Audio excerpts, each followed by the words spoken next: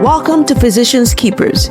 Each episode features honest conversations with physicians, sharing moments that shaped them, challenged them, or taught them something worth passing on. These stories come from every corner of a physician's life: the clinic, OR, family, finances, mental health, leadership, and personal growth. If a story can help another doctor feel seen or strengthened, it belongs here. It's about honesty, courage, and community true storytelling. If you are looking for connection or a reminder that you are not alone in navigating this profession, you are in the right place. Hello and welcome to another episode of Physicians Keepers. I am so excited to have you here. Thank you for tuning in today for another special episode. And I'm really excited to hear what our guest here has to say. She comes from a unique angle because what she's teaching, she's lived it and she is living it right now. And so I'll just give her a brief bio. And if she wants to add anything else, we would be glad to hear it. So Dr. Sheneka Hornes is a first generation Caribbean American physician coach, global health pediatrician, and the creator of the Black Doctor. She is originally from Brooklyn, New York. She earned her BS in exercise science and MPH from the George Washington University. She attended medical school at the St. George's University and completed her pediatric residency in St. Joseph's Medical Center in Paterson, New Jersey. She completed a global health fellowship with the University of California, San Francisco, the HEAL program, working between Navajo Nation in Arizona and New Mexico and in Liberia, West Africa. You are pretty diverse. Been everywhere. Yes, that is awesome. So is there anything else you want to add to this before I jump into our conversation today? And we are going to narrow it down to your specialty, which is negotiation, dealing with burnout. That's where you shine. So could you want to give us anything else to add to your bio? Yeah, I mean, I would just say, for people who are wondering if they're even burnt out. For me, I burnt out in residency. And I think that, just as a baseline, just acknowledging that burnout could happen at any point. It could happen in medical school. It could happen in residency. It could happen in fellowship. It can happen as an attending. It can happen more than once in different ways. And I've had all of those, right? So, I think, when you read off a resume, it's like, check, check, check. I was checking the boxes. I was doing all the things. And the whole time I was super unhappy. And by the time I finished fellowship, I didn't even think I was going to practice again. Actually, right after fellowship, I did not even look for a job. I couldn't even find it in my spirit to look for a job because it felt like I was signing up for more misery, like more lack of control of my life. Yeah. So I was like, why would I sign up for this? Like, this sounds terrible. I don't know what I'm going to do because I have a whole ton of student loan debt, but I don't want to do this. Yeah. Oh, but wow. Yeah. So I talk about my journey as like that. How I even still practice today is because of like this discovery and learning how to negotiate and all of these things. So that is what I would add to my bio. At what point in time was that the point in time you realized that you cannot practice medicine the way it was delivered to you, and you have to reinvent what your practice looks like or how you would practice? I think in residency, so in reflection, right? Like everything's so much clearer in hindsight. But in residency, even from like second year of peds residency, when you're doing these 24-hour shifts that are really like 30-hour shifts, right? Like you're just gearing yourself up to like get through the week of these inpatient rotations. Mm-hmm. I would literally go to the call room. I would try to make the call room something that it wasn't, right? Like for me, it was like, I can make this work for me. All I have to do is make these little tweaks. Yeah. And if I just change a few things, it would be better. So I'm like, okay, I'm on call. I bring my favorite fuzzy blanket. I have my satin pillowcase because hair. I would put Post-it notes on the walls that were like motivational quotes. Like anyone who shared a call room with me would be like, okay, Sheneka's definitely here. Because it was like, we're revising the space. It's going to be great. The call room that you never get to see, mind you, because you're working both. But like, you know, by second year, I think there's something funky about medicine that makes it a little backward, where you have to make all these like life decisions before you truly get to experience the thing. So I feel like, you know, in medical school, by third year, you're doing your core rotations and they want to know what kind of doctor you're going to be. Yeah. And same thing in residency, right? They're like, are you going to fellowship or are you going to primary care? Like, what's it going to be? And you're like, I don't know. I just got here. So I felt that about like, what's going to be my next step after residency. I'm like, I don't really love primary care. I look at my attendings. They look so unhappy. They complain all the time. Yeah. They yell at you when you call them overnight, right? Like everyone is so mad. I'm like, do I want to sign up for that? Like, that sounds terrible. And then, you know, your attendings will be like, you guys have it easy as residents because there's no ACGME to protect you once you get out. And you're like, you're not selling this. Yeah. Right. So I felt like all of that was compounding in residency. So I didn't know what I wanted to do after residency. And I was like, I don't really love a lot of these outpatient subspecialties. Like, you have to love the bread and butter of a thing to go into it. And I was like, I don't like any of it. I like variety. I love being able to like rotate through different things. I want freedom. And I couldn't find that. Like, I didn't know what that looks like. Yeah. Which is how I ended up in a global health fellowship, because I'm like, I love travel. I want to be paid to travel. I want to see the world. I want to have different experiences. Which you cannot do if you're doing traditional medicine. Yeah. Right. You can't it's like you get presented two options, hospital or clinic. Yeah. And that's it. And you're like, what? Like, so I think from there, that's where I started to really struggle. Was like, before that, you're on a path, like you just pick a path and you just keep going. And then you get to a point where you're like, oh my gosh, if I make the wrong decision, this impacts my life. We're not like mid-levels where we can just switch fields. It's crazy we don't have that flexibility considering how much training we go through. But you have to pick and you have to stick with it, or you have to redo a residency, which God forbid, it's not going to do. So I think that's really for me where it started and where I started to notice like, oh, this is an issue. I was super excited about my fellowship because I'm like, oh, I get to travel. I get to like see these places. I get to work with underserved populations, like all of the things that you go into medicine for. Yeah. And then when you finish, because global health's not like an accredited fellowship, right? Like there's no boards for it. Yeah. It's like, oh, at the end of it, I'm still a primary care pediatrician. Like I still ended up right back where I was trying not to be. Yeah. So I think that's why by the time I got to the end of fellowship, I was like, I don't even know what to apply to because I don't want this. You don't want the traditional. So how did you then... So when you got to that point, what was the next step for you? It's like, okay, I know what I want to do. I know it's not this because I've been here and this is not my life for the next 5 to 10 years, you know, but then everything else everyone is offering you is that package. Like how then did you negotiate your own package and what you felt like how medicine will bring joy to you? Yeah. So I think part of the discovery started in fellowship. So I was in fellowship during COVID, which is like the worst time to be in travel and global health, right? Like in the middle of the pandemic. Like I started it and then the pandemic hit.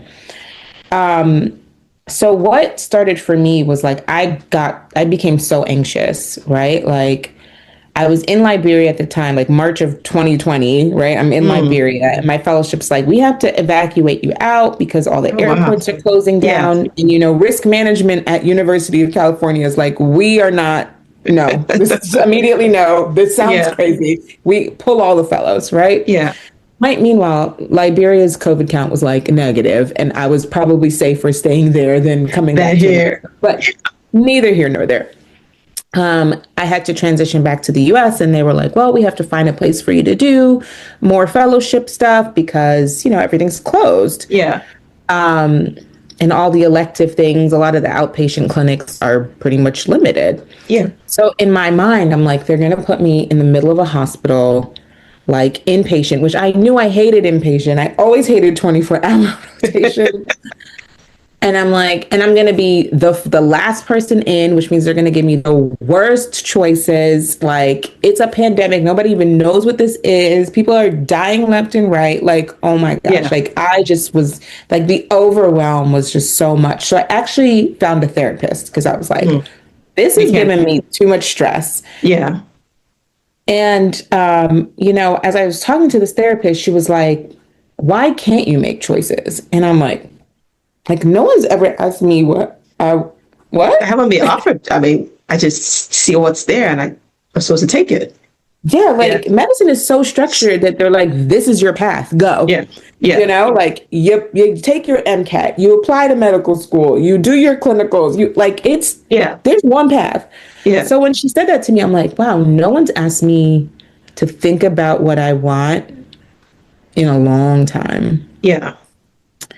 And she's like, okay, like what would make you feel safe in this scenario? Like, what do you actually need here that like, okay, let's say you have to go to some site and you go to this site. What is it that you need there? You know, like what's going to make you feel safe? And we constructed this whole thing about like what I needed to ask for and say no to and all of that. And it was the first time someone had told me like, you could say something different.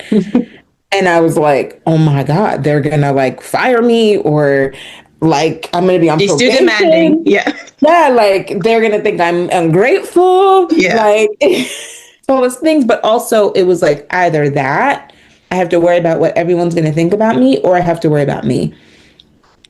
And so I'm gonna pick me every time. Like, sorry.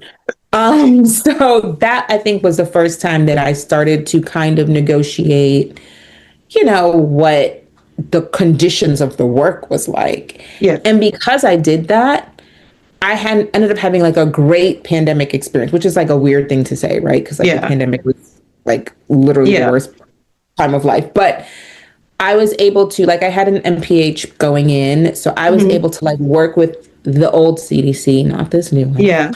The old CDC, Doctors Without Borders, like really prominent public health individuals to like really tackle, you know, patient education and like access issues and barriers. And I wasn't necessarily doing clinic. I wasn't doing outpatient. I was running their drive-through testing sites, you know, going across Navajo Nation to all these different communities, like based on the numbers, talking to people, getting out info, sharing masks, talking about hand hygiene, like, I was like, oh my God, this is so amazing. Like, I didn't even know that this is something I could do. Yeah. And because I was a doctor, they were like, yeah, go. Right. Like, you know, like you're the leader of the team automatically. And I was like, it's so mind blowing that I never thought I could do this and that people would defer to me for my knowledge. Because despite the fact that you spend a decade learning, do you feel like the expert when you come out? Never. You never do. Right. Like, there's something about medicine that has you indoctrinated into self-doubt. Yeah, where you feel like I'm always having to learn. Like I haven't gotten there. I need to know more. Yeah. Like I don't have it. Yeah. Yes. Yeah. Yeah. So I'm like, this was the first time that I was like recognized for my education, my experience. And even then when they told me to just go, I was like, what are they saying? Like, who's in charge here? Can't be me. Right. But then I let myself do it, right? Like I talked to some other doctors that were there that were like, you know, maybe a couple years out. And they were like, listen, this is your time. Just grab something and go. Like they're giving you a free range, like, you know, and it blew my mind. So I think that was my first experience of learning to negotiate. Still got to the end of fellowship, didn't know what I wanted to do. Decided I'm going to take a break, which is like, who takes a break? Like, graduation, you have to say where you're going, right? Yeah. I had nothing to say about where I was going. I'm like, I'm taking a break, y'all. Which I'm sure I can imagine, because remember, you're always, once you even step in, they're already asking, okay, next step. Like, where are you going? Like, contract here. Like, they're looking for you here. Like, sign something, you know? Yeah. And also, you know, your program director wants to be able to brag about what happens to the people that they have trained. right? They've invested in you. They want to be able to Yes. be like, she went and did this. And I Mm-hmm. was like, I'm about to go and do nothing. Like, please, I don't know. It's not this. Sorry. I'm glad you guys invested in me. I don't want any of the options you're presenting. You know? Like, oh my gosh. So I came home to New York, and luckily, like, my mother owns a house. Our Yeah. tenants were moving out of the other section of the house. I was like, okay, I'll just move home. Yeah. I'll have food. I know I won't starve. I know I'll have a place You'll to be live. homeless. Right. I won't be homeless. Because I think you have to address those basic things because your body will literally panic, right? Yeah. Like, Yeah. they call it job security for a reason. It's not just having a job, it's also the surrounding security that you Yeah. feel like it affords you, right? Having Mm-hmm. money, being able to provide for yourself. Yeah. So I'm like, I have to make sure mentally I check the boxes of like, will I be all right if I take this break? And it was like, yeah, you'll be fine, but probably, I mean, you can't push it. Like, let's Yeah. be real. You limited time, but you can do it. So I took a break, and I started probably what you were doing, right? Like looking around to see, is there anybody else Mm-hmm. that is even going through this, that like knows how to get through this, that understands why this is even happening?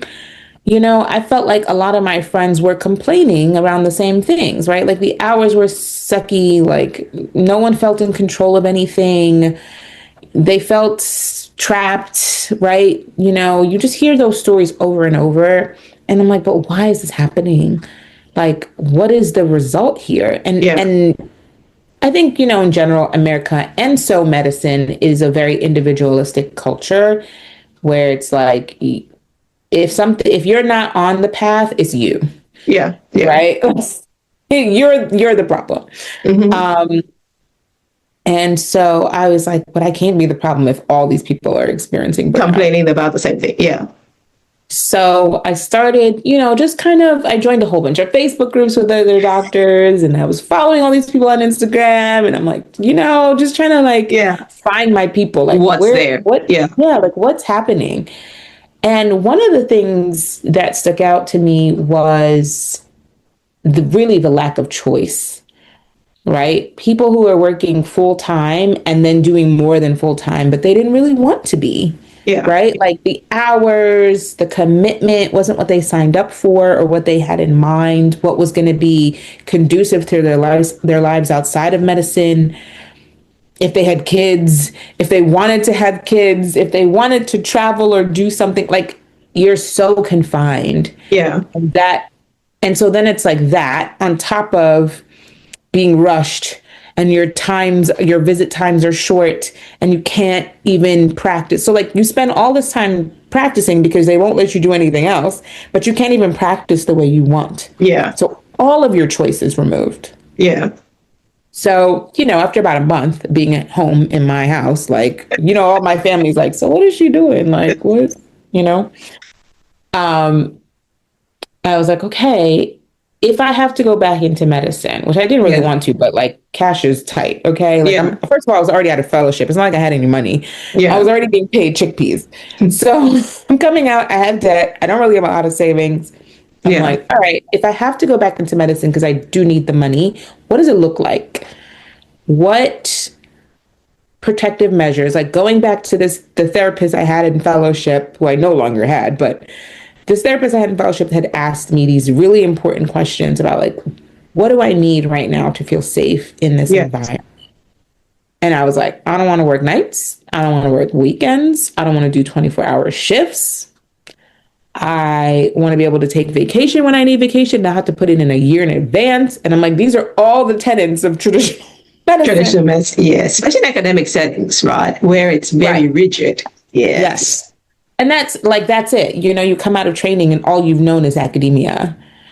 So you don't even have even a remote glimpse of non-academic settings, right? So I ended up discovering locums. And it was by accident. I was in a Facebook group and someone was talking about, there's like a new refugee project that's happening with all the Afghan refugees that are being moved from Afghanistan to the US because the US had pulled out of Afghanistan. And I was like, well, I like international medicine. This seems like my field. Yeah. So they were like, oh, you have to contact this agency. And I was like, I don't even know what this means. I don't know what locums is. I have no idea. But cool, like if this is who I have to apply to, like, let me do that. And when I applied to them, I was like, these are the conditions. Like, I only want to work 4 days a week.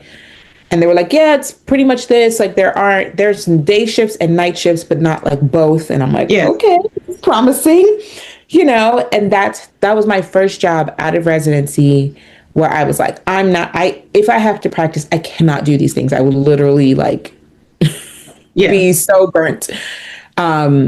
And that was the first time I was like, what? People do this for a living? They just out here working 1 to 2 days a week or 3 to 4 days a week and making a lot of money and what?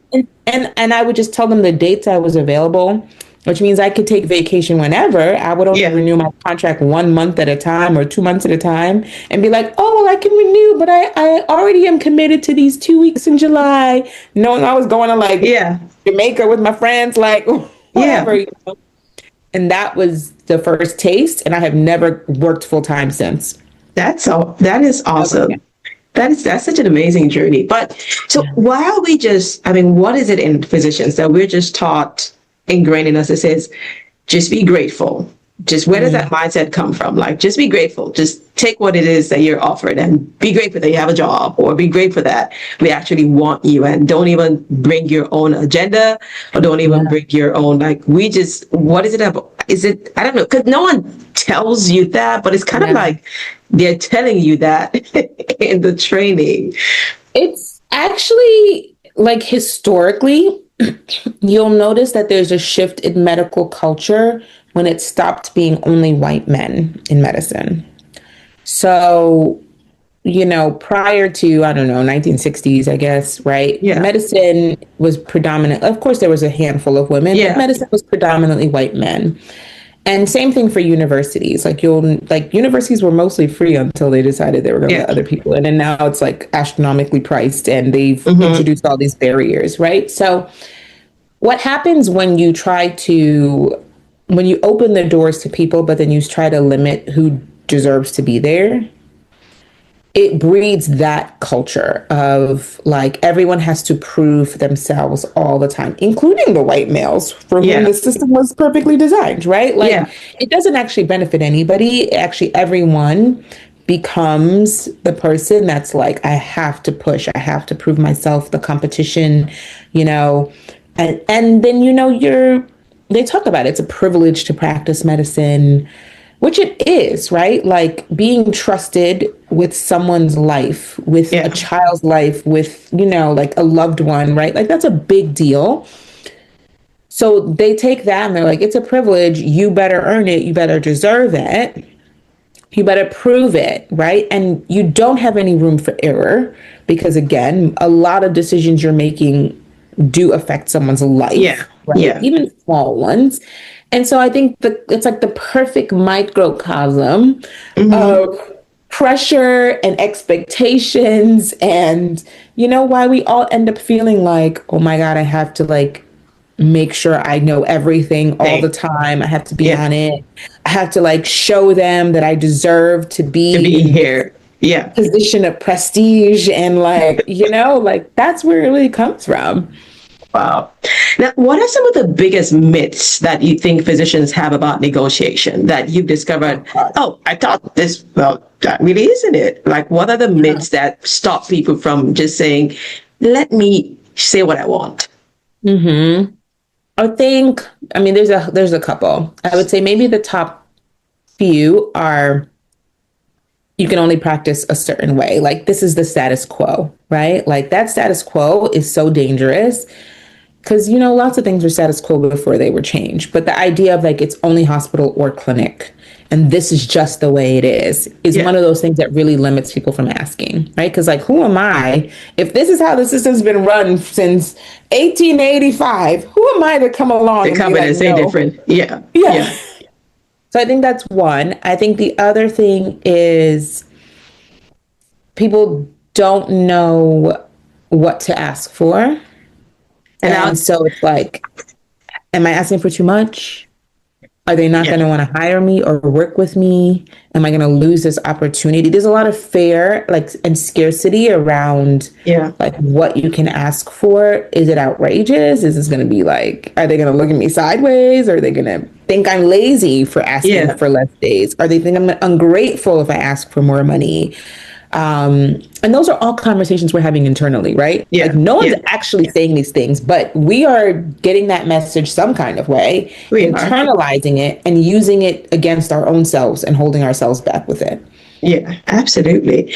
And that actually, so what you said brings me to my next question is, when we talk about negotiations, primarily we think of salary. Like what else should we be negotiating for? Because that's the first thing that comes up. Yeah. Everyone focuses. So that was one of the other things I would say is people think they can only ask for one thing. And usually that one thing is money. Mm-hmm. Right. And usually they only ask for a little bit of money, like whatever. If they want 100,000 and the job was posted at 50,000, they're going to be like, let me ask for 75 and hope I get it. It's like, no, you need to ask for 150,000 and then come down but I think people think they can only ask for one thing. So they pick one thing, they compromise on that one thing, they barely get it. And they're like, oh my God, I barely got that thing. Right. But you could be asking for, like, the way my schedule is right now, I work 2 days a week clinically and I work 1 day remote administratively. And I'm the medical director. So I'm working 3 days a week as a medical director. Okay. So people are like, what? You can do that? Like, yes. Right. You can ask for a schedule change, how many hours you work. I do 40-minute well visits and 20-minute sick visits.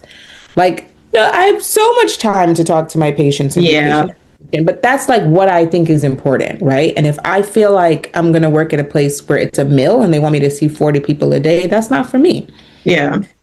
So it can be anything from like, I need a medical assistant that's deliberately assigned to me. I need, an AI scribe or dragon dictation or something that's going to help. Like if I know I'm a slow note taker or I like to have certain details, what's the system that's going to allow me to document the way I want to document? I need this kind of support. I need a certain amount of PTO, right? Like I need some time off, right? Yeah. I need to know that. Like literally, the thing is people have no idea what people are negotiating for. And so, like I said, they only know traditional hospital, traditional clinic. I have seen people who are getting relocation bonuses, like to move across country. They get a sign-on bonus. The hospital helps them find their spouse a job, helps their kids get into private school. People are asking for the world and getting it. Yeah. And I think a lot of it boils down to one of the things that you said that your therapist, just kind of like that light bulb moment for you, is when you don't know what you want, you take anything that's offered to you. Like when you don't know, okay, this is how medicine should look like. Like, this is how I want to practice. When you don't choose, then those choices are made for you. Yes. Right? And so because you chose early on time what the joy of medicine would do for you, like how to practice it with joy and doing everything you dreamed that it would be. So it was easy for you to spot, that wasn't that's not my choice. But a lot of times I said, because I guess we don't take that time to sit down and reflect and just say, okay, what does medicine actually look like for me practicing? Like, what's my ideal setup? Mm-hmm. And so if you do not check those boxes and say, okay, this is from a time standpoint, this is what I want. From a note-taking standpoint, this is what I want. Flexibility, this is what I want.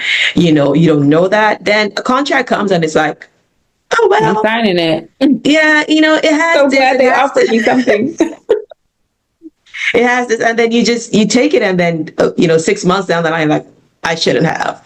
Like, this is not the right. But then you're as with most contracts, then you're stuck because you didn't read the fine print. Well, I'm just saying, you in your mind you think you are, because you're like, I want, they're gonna take my signing bonus. I can't. I've already spent it. Yeah.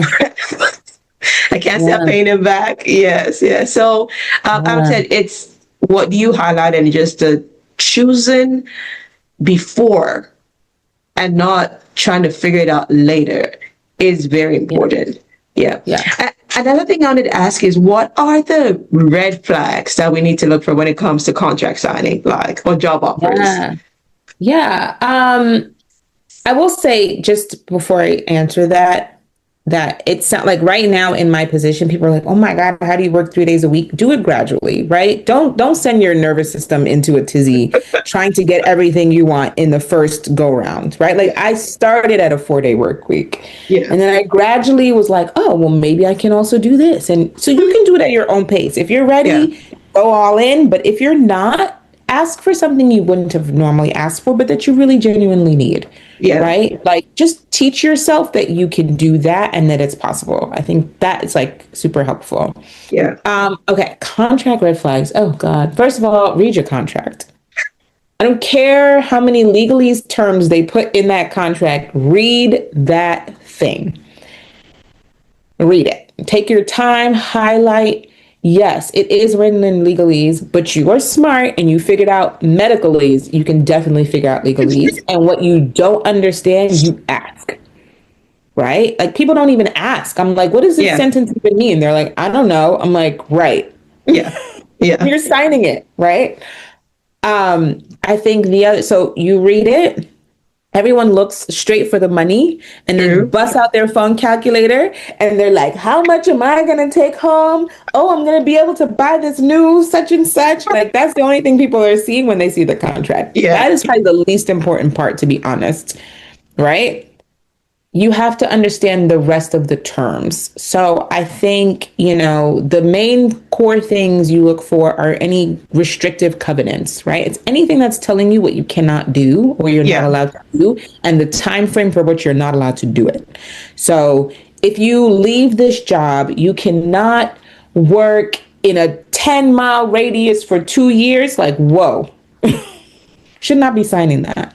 Yeah. Right? I don't even think you should be signing 3 and 4 year contracts, period. You don't even know if you like them yet. Yeah. You would True. not get married to someone you met last week and be like, oh, I'm going to sign this marriage contract. You wouldn't do it. So don't do it with a job, right?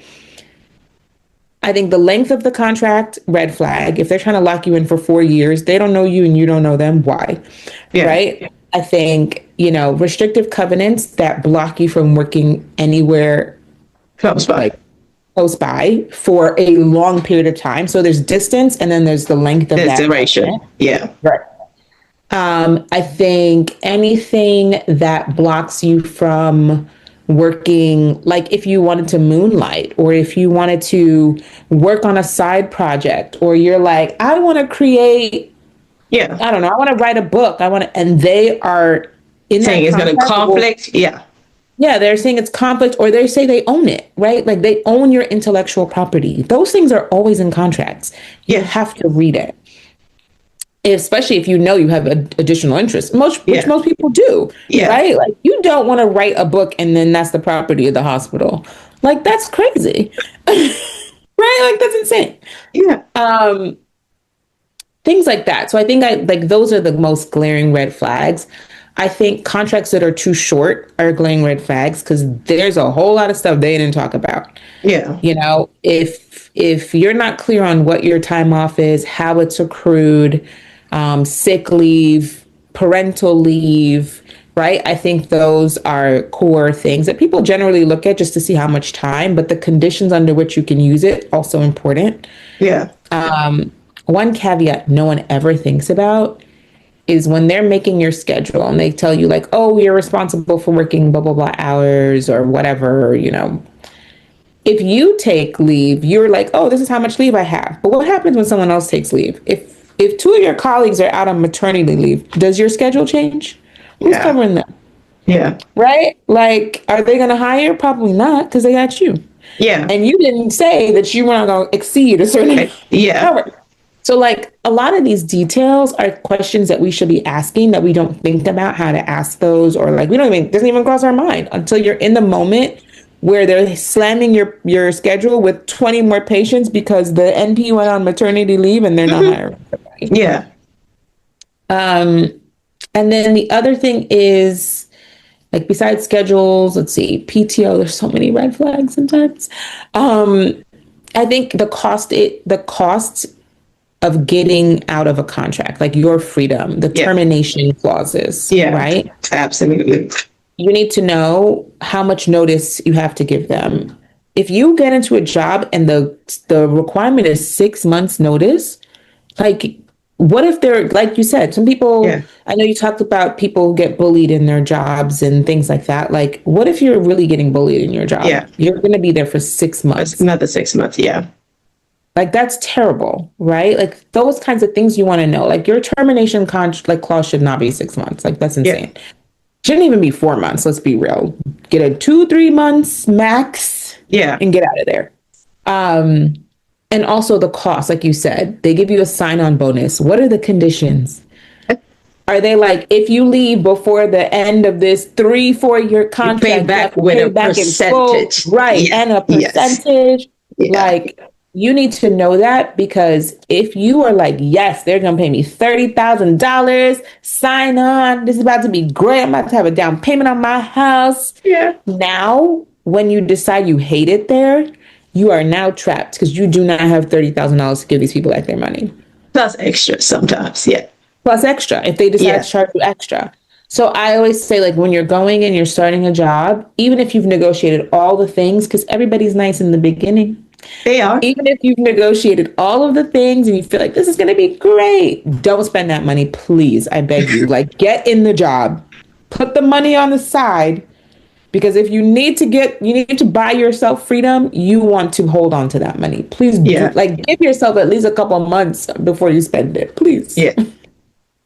And those are some really awesome things to look at. And so for clients who have worked with you, because you're coaching, is that something you do to help them to say, I'm going to help you with a fine print? Like, what to have those outcomes look like for them? Yeah.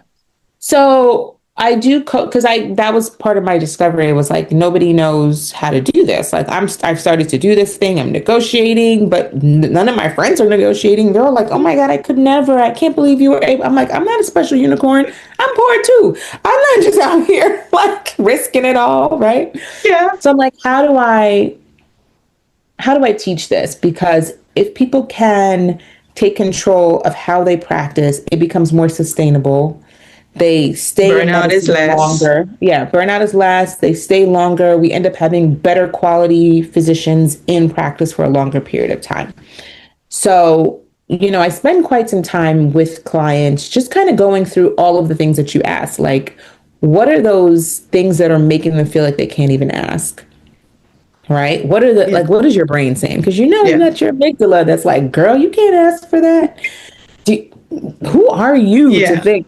Right? Yeah. Like, they are going to think this about you, and you can't risk this, right? Yeah.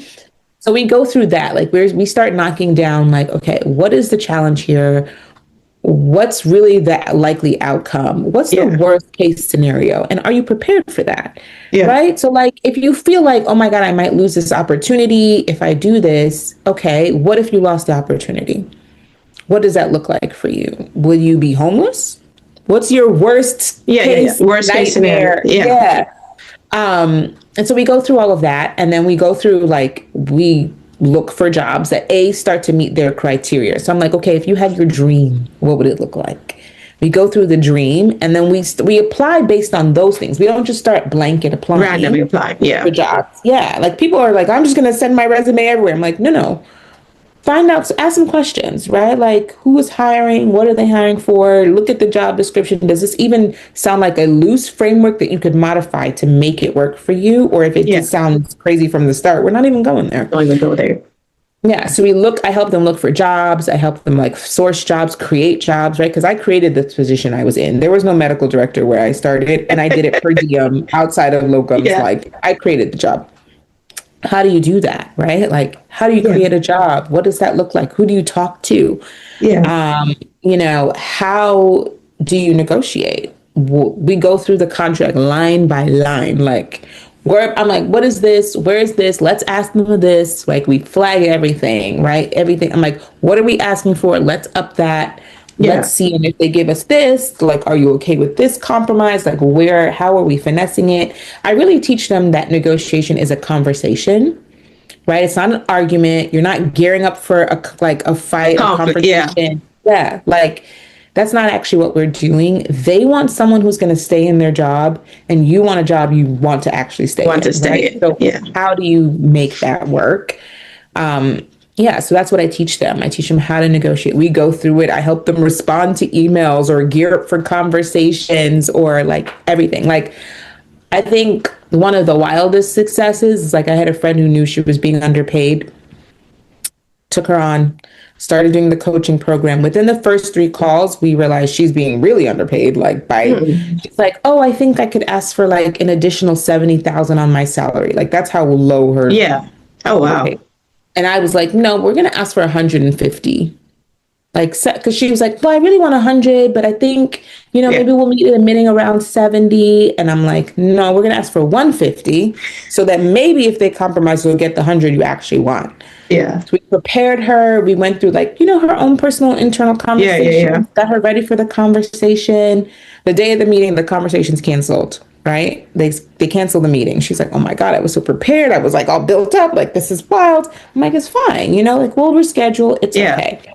Randomly, she's in the hallway. The, chief of the department's like, oh, can you come in here? Let's just go through it. But she'd already prepared. So she went in, she asked for the 150K. He didn't even counter. He said, oh, let me run it through HR and see what they say. And within like a day, they gave her an additional $150,000 on her salary. Oh, wow. It's more than what she even thought. She's like, this is a whole salary line in and of itself. Like some people make a whole $150,000 a year. Yeah. And now I'm going to make this on top of my salary. Like, what? So I think that's like one of those stories I tell people because she's just a regular. Yeah. Is it like? Yeah. She has all the same doubts that we all have, right? Same fears and hesitation. Right. And she wanted to stay at her job. She's like, I think there's room for upward mobility. I like teaching the residents. Like, I feel pretty comfortable. I don't really want to ruffle the feathers. But also, like, oh my God, I really am being underpaid. Like, it's really bad. And I was like, no, we'll fix it. Oh, wow. I wish I'd met you before I signed my first contract. But it was bad. I mean, I'm still where I am. It's been 8 years, and so far it's been a joy, but definitely some nuances, it's like, okay, well, let me I need something out of residency and all that. Yes. But I would definitely be reaching out to you the next time I am signing a contract. So thank you so much. I would say don't even wait. Like, that's the misconception that people have. You don't have to wait for an annual review. You don't have to wait for your contract to end, right? Like, just review it then. Yeah, I've helped people straight out of training, right out of residency, who don't feel like, oh my God, I'm just a baby attending. I can't ask for anything, to people who are mid-contract, right? They're in a contract. It's supposed to go another year and a half or 2 years. And I'm like, nope, we're going to edit. We're going to modify this. This contract can be modified at any time. That's so important to know. So after this conversation, I'm definitely going to my contract. Right? Yes, absolutely. So much wisdom. But so if someone wants to contact you, how do they do that? How do you want to reach out to you? Yeah. So I would say the platforms on which I'm most active are Instagram, right? I'm at The Black Doctor, and the Black is spelled BLK. So The BLK Doctor on Instagram. I also have a podcast. So a lot of this stories I share, right? So if you want to hear about like wild things that doctors have gotten, check out the podcast. But my email is the same. You can email me, theblackdoctor@gmail.com. And I will put all your contacts in the show notes for anyone who wants to reach out to you. So email, DM. I get a lot of DMs on Instagram. People are like, help. I'm like, okay. Right. Facebook. I'm glad to have your email. So Yeah. Well, it's been awesome, Dr. Sheneka, having this conversation with you. And I do know that someone hearing this, hopefully a resident or student, like before they even sign the first contract, that they listen to this conversation, they are able to choose the type of medicine they want to practice. They know they have choices, and they can enjoy the art of practicing medicine in the way that they want to. So thank you. It was a pleasure having this conversation. And so if you are watching and you have a story you want to share with us on Physicians Keepers, I am open to having these conversations and just hearing from people their experiences, like Dr. Sheneka here, who from her own journey was able to craft this dream design life that she wants. So send me a message. I'll put my contacts in the show notes, and I look forward to, and I know, probably be having a lot of feedback from this, and who knows, it may bring you back to explore deeper when folks start to ask these questions. But thank you. It's been a pleasure having you here today. Thank you so much. Thank you so much for having me. This was fun. Thank you. Thank you for listening to Physicians Keepers. I hope today's conversation gave you something useful to carry into your life or practice. If it resonated, share it with another physician who might need it. And if you have a story that could help someone else, I'd love to hear from you. Connect with me on social media or send me an email. See you in the next episode.